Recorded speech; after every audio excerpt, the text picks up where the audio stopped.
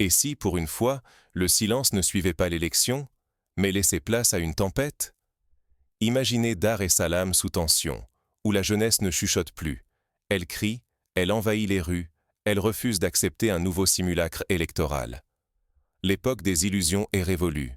La lassitude s'est muée en lucidité, la colère en détermination. En Tanzanie, l'attente résignée s'est transformée en refus catégorique du statu quo. Voter pour revoir toujours le même spectacle? Impossible. Ces jeunes n'ont plus peur du pouvoir. Ils craignent désormais de perdre, encore, leur avenir. Ils sont las d'être convoqués tous les 5 ans pour valider une mascarade.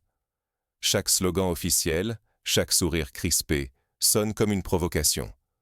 Mais ce n'est plus seulement une histoire tanzanienne. De l'autre côté de la frontière, la jeunesse kenyane observe, solidaire. Beaucoup rejoignent la contestation à coups de hashtag.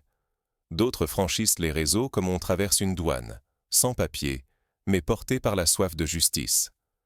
La solidarité s'invente en temps réel, dans l'ombre du blackout numérique. Un tweet effacé renaît 100 fois sous forme de mème, une vidéo supprimée surgit ailleurs, plus forte. Ce soulèvement n'est pas une simple flambée de colère. C'est un éveil collectif, transfrontalier, où l'ironie, la musique, la dérision deviennent des armes. La jeunesse réinvente la révolte, on danse, on chante, on se moque de la censure, on refuse d'attendre. Leur mobilisation est à la fois un cri de douleur et un éclat de joie, la fierté de risquer et d'exister enfin. Si cette jeunesse échoue, la dictature de l'ennui politique continuera, scrutin après scrutin, à étouffer les rêves. Mais si elle réussit, alors commence une ère nouvelle. La vérité, la solidarité et la créativité reprennent le pouvoir sur la peur. L'Afrique de l'Est est peut-être à la veille de sa première révolution générationnelle, non par les armes, mais par la puissance d'une génération connectée et déterminée.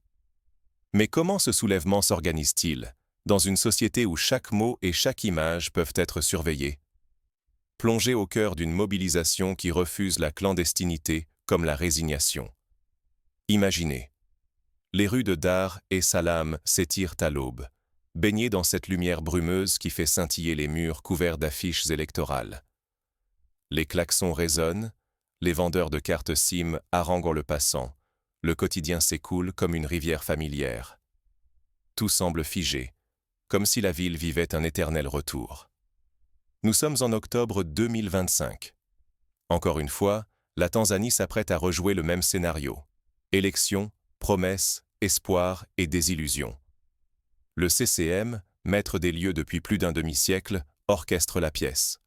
Policiers impeccables, meetings fastueux, médias domestiqués, tout est soigneusement orchestré pour que rien ne déborde du cadre. À la télévision, un seul visage rayonne, inaltérable. L'opposition est effacée, reléguée hors champ. Mais sur Internet, un autre monde s'éveille. Sur WhatsApp et Telegram, Twitter, les mêmes fusent, les vidéos détournent la propagande. La colère gronde, sourde mais contagieuse. En ligne, chaque hashtag devient un pavé lancé contre la façade officielle. Dans la rue, pourtant, la jeunesse semble distante. Elle a déjà tout vu, les mêmes discours, les mêmes rêves vendus à l'infini, le même jeu truqué. Mais cette année, l'impatience palpite sous la peau. Cette génération n'attend plus. Elle sait que le cycle peut être brisé. L'espoir n'est plus une promesse, c'est une urgence. Le soir du scrutin, personne n'est dupe. Les résultats tombent, prévisibles comme la pluie sur les toits de tôle. Encore une victoire du CCM, encore une fête officielle. Autrefois, c'est là que la résignation s'installait. Mais cette fois, le silence ne vient pas. Quelque chose s'est fissuré. Accepter la répétition, c'est disparaître. Oser s'opposer, c'est risquer beaucoup, mais c'est aussi refuser d'être effacé. Défier le système, c'est briser la peur, c'est revendiquer son existence. Les enjeux ne sont plus abstraits. Il s'agit de retrouver sa voie, de reprendre son destin. À l'aube, un frisson parcourt la ville. L'air lui-même semble chargé d'électricité. Les habitudes se craquellent, la tension monte, la jeunesse tanzanienne refuse de s'effacer. La rue s'apprête à s'embraser, portée par une nouvelle certitude. Le changement n'attendra plus. De l'autre côté de la frontière, à Nairobi, une même impatience résonne. Là aussi, les jeunes refusent de se taire et inventent de nouveaux modes de contestation. Quand la peur ne suffit plus, que reste-t-il à ceux qui gouvernent? Leurs vieux réflexes, matraques, coupures, propagande. Mais soudain, une jeunesse imprévisible déjoue tous les schémas. Les protestations jaillissent sans leader sacré. Aucun drapeau, pas de discours flamboyants, seulement des groupes éclatés reliés par des applications cryptées et des messages codés. Un mot glissé sur Telegram, une phrase détournée sur WhatsApp, et des centaines de jeunes surgissent là où personne ne les attend. Les mots de passe se réinventent. Les émojis deviennent consignes secrètes, rendant la surveillance presque inutile. Face à eux, le régime se raidit. Barrages policiers, nuages de gaz lacrymogène, arrestations à la chaîne. Parfois, l'ombre d'une armée en armes, la peur en uniforme. Et plus le pouvoir cogne, plus la légitimité des jeunes grandit. Chaque coup de matraque, chaque coupure d'Internet, chaque cellule de prison fait enfler la colère, la solidarité, le courage. L'État veut étouffer la contestation en plongeant la toile dans le noir. WhatsApp, X, Instagram, tout se tait d'un coup. Mais la parole ne s'éteint pas, elle circule autrement. Les messages oraux se glissent de bouche à oreille, les radios communautaires reprennent vie, les tracts écrits à la main envahissent les rues comme des graines de révolte. Même la censure est contournée. VPN secrets, réseaux alternatifs, antennes artisanales sur les toits. Face à la brutalité, la créativité devient une arme. L'humour, la satire, la musique rassemblent plus sûrement que n'importe quel mot d'ordre.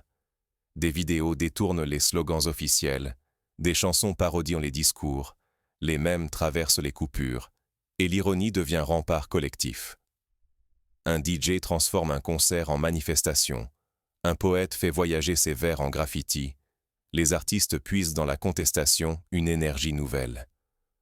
La rue n'est plus le seul théâtre du refus. Dans les universités, les cafés, les files d'attente, sur les marchés, les débats s'enflamment. Droits civiques, constitution, légitimité, place de la jeunesse. Pour la première fois, les affaires d'État deviennent quotidiennes. Chacun, chacune, sans naître une conscience politique vive, comme un muscle longtemps ignoré.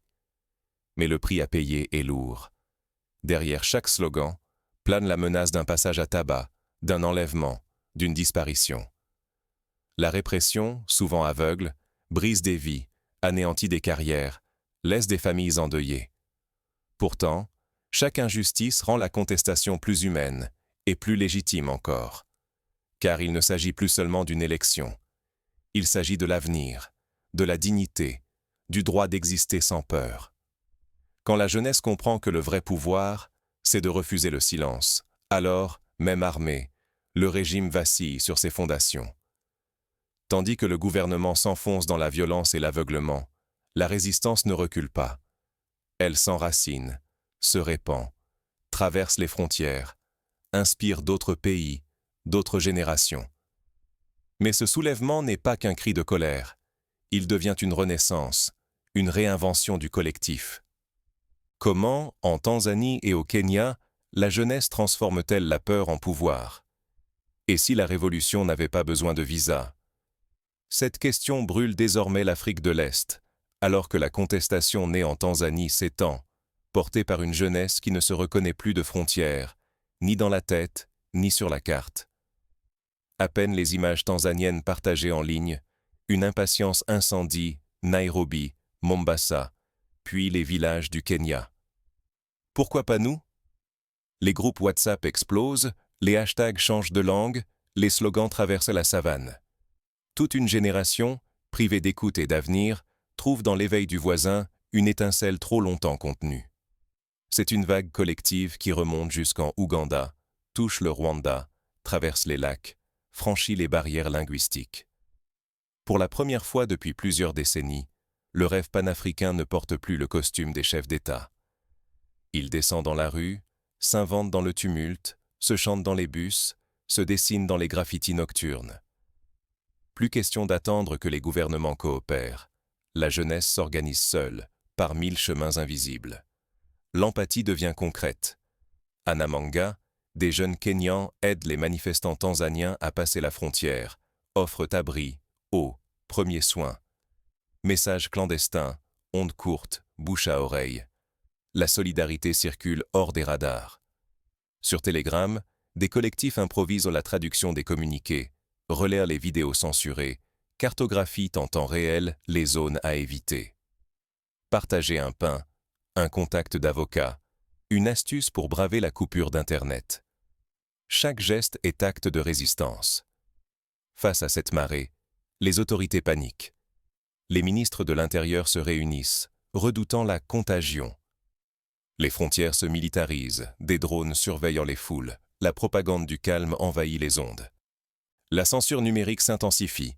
Twitter, Facebook, WhatsApp, tout s'effondre, parfois pendant plusieurs jours. Les réseaux mobiles ralentissent, les VPN sont traqués, certains sites disparaissent du paysage. Mais là où l'État ferme une porte, la jeunesse invente une fenêtre. Radio pirate, vieille clé USB circulant de main en main, même à double sens. Chaque interdiction nourrit la créativité. Les graffitis deviennent codes secrets, les chansons des messages codés. On partage des recettes pour fabriquer des antennes artisanales, on s'entraide en silence, parfois juste d'un regard. Chaque tentative d'étouffer la colère ne fait que renforcer cette résistance nouvelle, fluide, imprévisible, impossible à contenir. À mesure que la solidarité s'étend, l'espoir change de camp. Les élites, autrefois sûres de leur impunité, sentent le vent tourner. Si la vague franchit toutes les frontières, les peuples ne craignent plus l'isolement. Ce sont les gouvernants qui redoutent de devenir minoritaires chez eux. Mais si la peur l'emporte, la division refermera la prison de l'espoir pour encore une génération. Pourtant, la jeunesse n'a plus peur. Pour elle, chaque obstacle devient défi, chaque coupure d'Internet une occasion de créer, de relier, de transformer l'étouffement en art. Son rêve n'a pas de visa. Sa colère refuse les lignes tracées par d'autres. Sa solidarité, elle, est contagieuse. Et dans ce tumulte, une certitude s'impose. La vérité ne sera pas bâillonnée si facilement. Mais ce réveil collectif peut-il vraiment survivre à la répression et à la lassitude? Ou bien s'éteindra-t-il, comme tant d'autres, sous le poids de la peur? Peut-on vraiment réduire au silence une génération qui n'a plus rien à perdre, sinon sa voix? À chaque tour de vis du pouvoir, la jeunesse invente des langages inédits. Lorsque l'Internet s'éteint, les mots jaillissent ailleurs, plus lumineux encore. Les réseaux sociaux vacillent, mais la rumeur circule de bouche à oreille. Messages chuchotés dans les marchés, regards complices dans les files d'attente, confidences partagées au coin d'une ruelle. Les radios locales, jadis délaissées, diffusent à nouveau des bulletins codés qui traversent la nuit noire. La diaspora, elle, devient un mégaphone. Elle relaie, amplifie, propage la vérité de l'autre côté des frontières, là où l'État voudrait la stopper. Au centre de la tourmente, journalistes indépendants et médias alternatifs endossent le rôle de mémoire collective. Ils bravent la répression, filment dans l'ombre, recueillent les témoignages effacés. Chaque fragment arraché à l'oubli devient une archive vivante, une arme contre la falsification du présent. Mais la vérité trouve toujours une faille. Elle s'infiltre par les émotions brutes, les souvenirs partagés, les images volées, les chansons détournées. Face à une censure féroce, l'inventivité numérique s'impose comme antidote. Mèmes, podcasts clandestins, graffitis sur les murs, autant de brèches dans le mur numérique que le pouvoir tente de dresser. La résistance ne se limite plus à l'affrontement direct. Elle devient un art de vivre, une esthétique de la survie. Les jeunes transforment la colère en création collective, la frustration en geste quotidien. Leur inventivité inspire d'autres villes, d'autres pays, d'autres cœurs fatigués de subir. Ici, l'enjeu n'est plus seulement de survivre. Pour cette jeunesse, il s'agit de réinventer l'espace public, de reprendre la citoyenneté là où la parole leur avait été confisquée. Assemblées spontanées, débats dans les salons, forums sous les arbres ou sur les toits. Le mot « peuple » retrouve un sens vibrant, contagieux. Ignorer cette mutation, c'est se condamner à l'impuissance perpétuelle. Mais regarder, comprendre, s'en inspirer, c'est ouvrir la porte à une autre démocratie.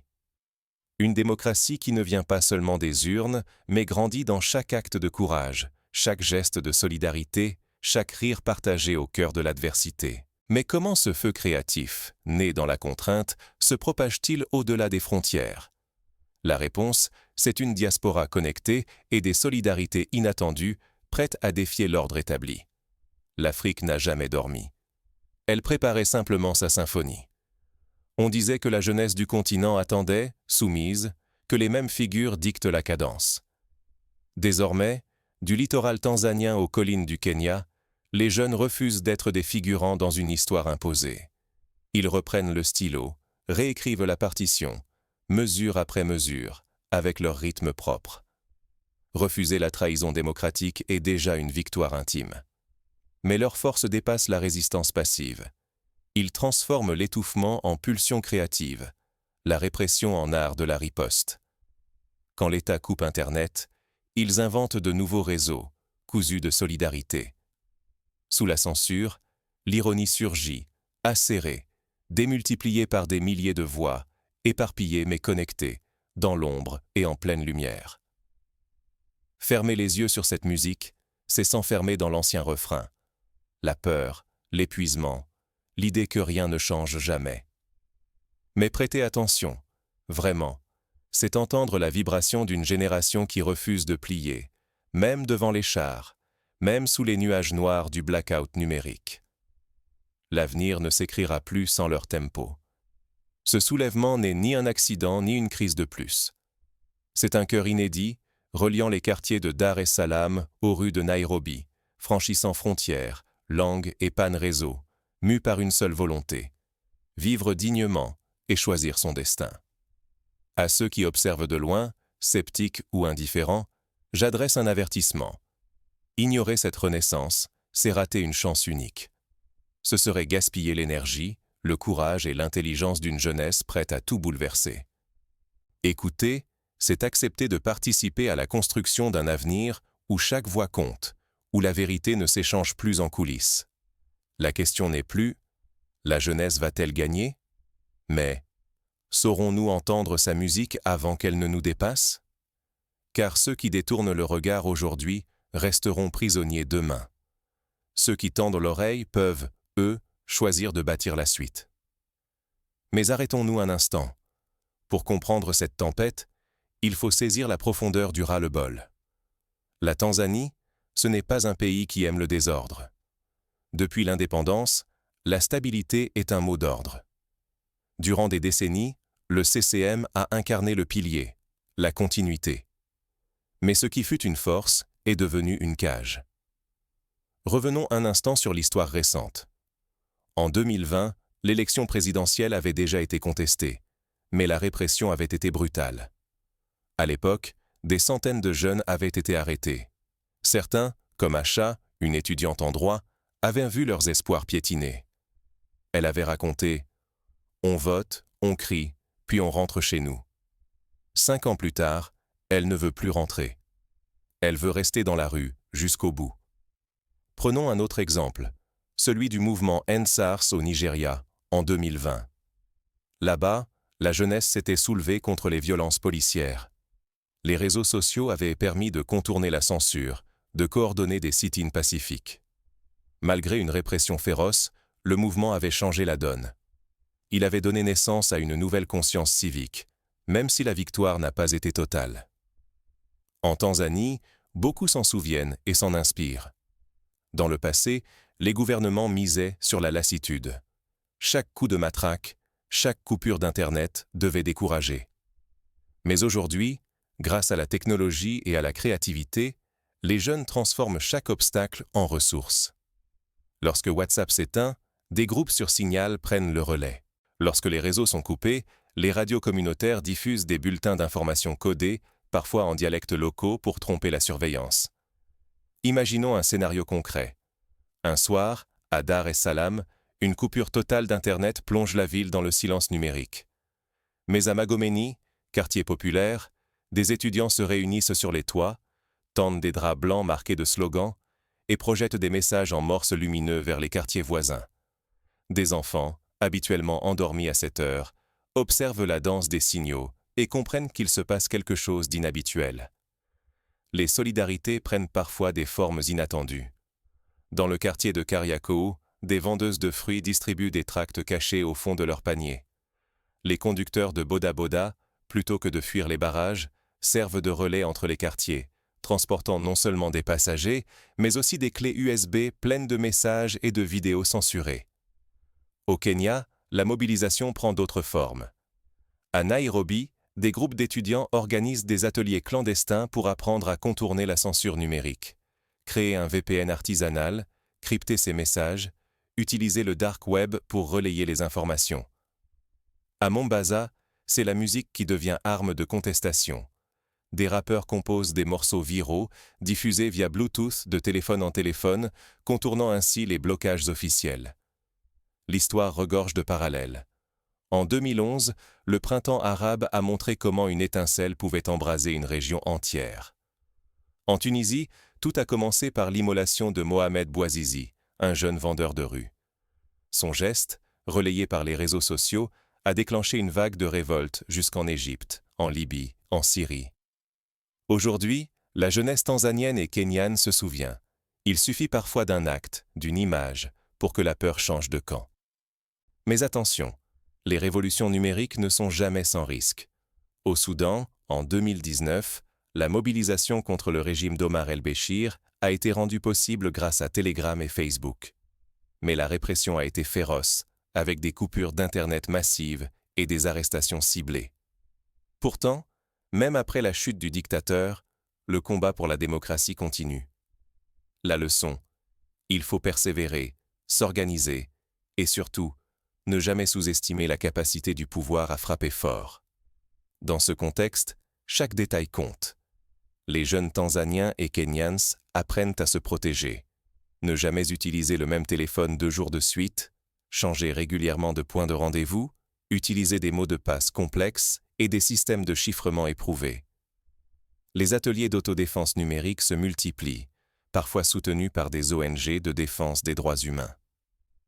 Voici quelques étapes concrètes que la jeunesse met en place pour structurer sa résistance. Premièrement, créer des cellules locales de coordination, en limitant le nombre de membres pour éviter les infiltrations.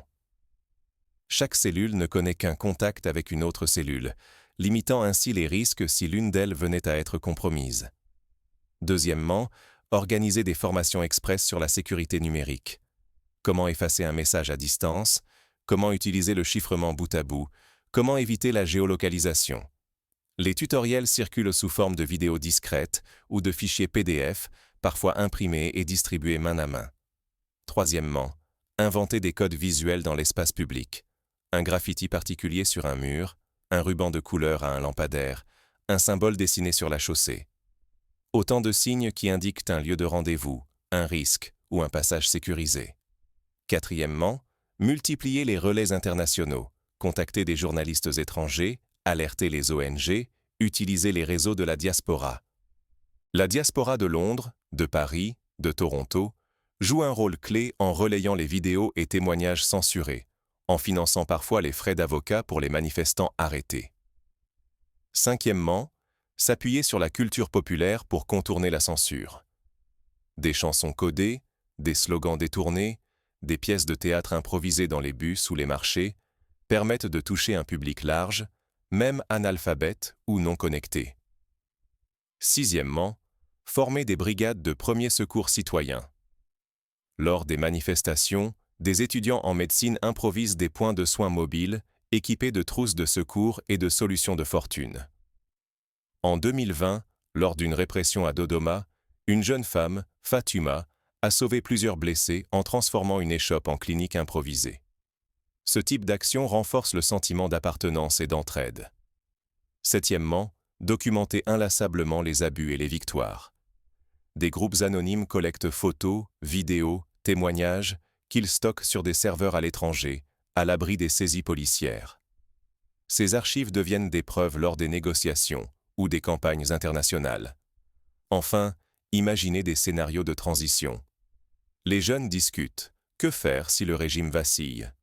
Comment éviter le chaos, les règlements de compte, la récupération par de nouveaux profiteurs?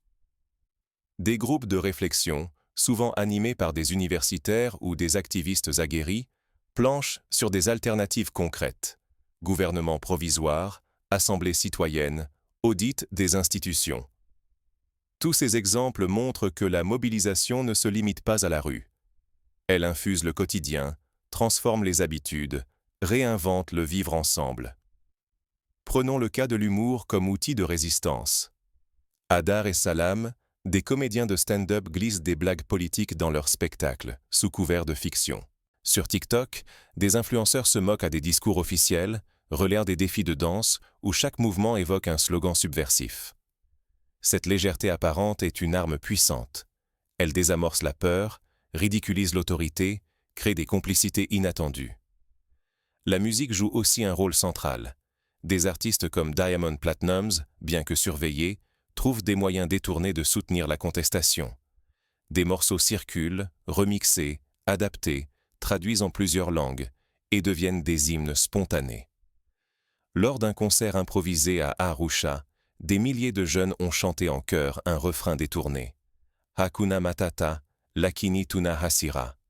Pas de problème, mais nous sommes en colère. Dans les écoles, la révolte s'invite discrètement.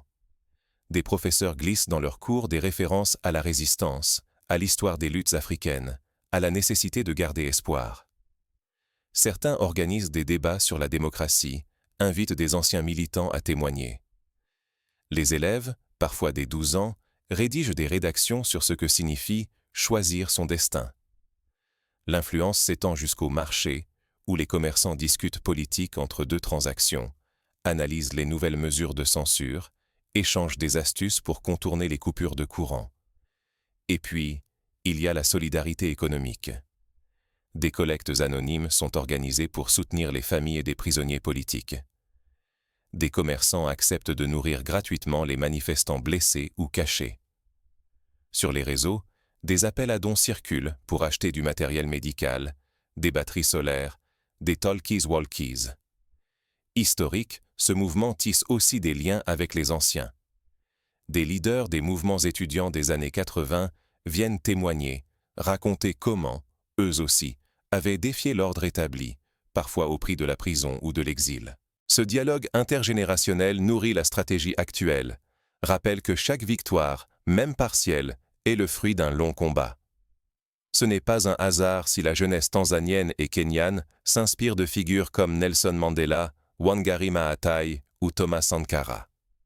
Chaque parcours, chaque citation, chaque image devient un repère, une source de force. J'ai appris que le courage n'est pas l'absence de peur, mais la capacité de la vaincre, disait Mandela. Cette phrase circule, s'affiche sur les murs, s'imprime sur des t-shirts. Mais tout cela ne suffit pas sans organisation durable. Pour espérer durer, la mobilisation doit se doter de structures souples mais efficaces. Les jeunes réfléchissent à l'après. Comment transformer la colère en projet politique? Certains proposent la création d'assemblées citoyennes, avec des représentants tirés au sort parmi les quartiers. D'autres suggèrent de lancer des plateformes de pétition pour imposer des réformes précises. Baisse des frais d'inscription à l'université, révision du code électoral, transparence des comptes publics. Des juristes bénévoles rédigent des guides pour expliquer les droits des manifestants, les démarches à suivre en cas d'arrestation, les recours possibles. Des ateliers de formation sont organisés dans des lieux discrets, parfois à la lueur des bougies, pour s'informer, débattre, préparer la suite. Et surtout, la jeunesse apprend à durer. Elle sait que la victoire ne se gagne pas en un jour, ni en une semaine. Les anciens rappellent, en Afrique du Sud, il a fallu des décennies pour abattre l'apartheid. Au Burkina Faso, la révolution de 2014 a renversé Blaise Compaoré après 27 ans de règne. Mais le chemin reste long. En Tanzanie et au Kenya, la patience devient stratégie. Plutôt que de chercher l'affrontement direct, la jeunesse privilégie l'usure, la multiplication des petits actes de désobéissance, la contagion des idées. Chaque victoire, même minuscule, est célébrée. Un hashtag qui survit à la censure, une chanson qui franchit la frontière, un prisonnier libéré grâce à la mobilisation. À l'international, des ONG s'engagent. Amnesty International, Human Rights Watch, Reporters sans frontières publient des rapports, alertent les chancelleries, relaient les témoignages. Les ambassades, parfois, font pression discrètement pour la libération des détenus les plus emblématiques. La mobilisation ne se contente plus de dénoncer. Elle propose, invente, construit. Des start-up émergent, portées par des jeunes, pour développer des applis citoyennes, créer des plateformes d'entraide, relancer l'économie locale. Ainsi, la tempête tanzanienne et kenyane n'est pas qu'un refus. C'est une promesse d'avenir, portée par une génération qui refuse de baisser les bras.